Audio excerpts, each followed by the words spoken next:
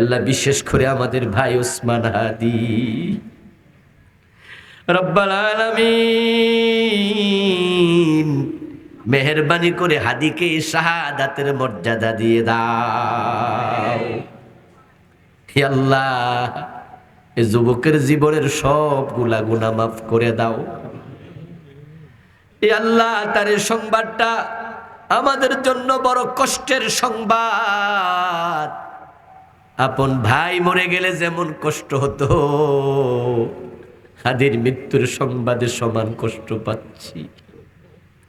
রব্বাল আলামিন, ইয়া আল্লাহ, হাদির ইয়াতীম সন্তান, তার বিধবা স্ত্রী, তার মা বাবার তুমি জামিন হয়ে যাও। ব্যক্তিগত কোনো শত্রুতায় হাদি গুলিবিদ্ধ হয় নাই। ইয়া আল্লাহ, হাদি বাংলাদেশকে নিয়ে স্বপ্ন দেখতো, ইনসাফের বাংলাদেশের স্বপ্ন দেখতো।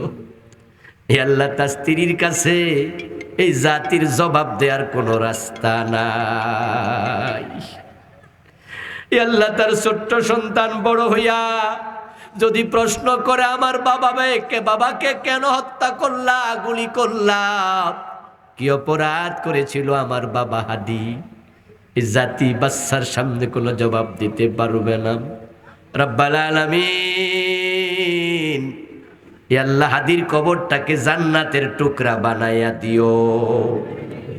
ইয়া আল্লাহ, হাদি যে ইনসাফের বাংলাদেশ, ন্যায়ের বাংলাদেশ দেখতো স্বপ্ন, ইয়া আল্লাহ, সে বাংলাদেশ তুমি কায়েম করে দাও।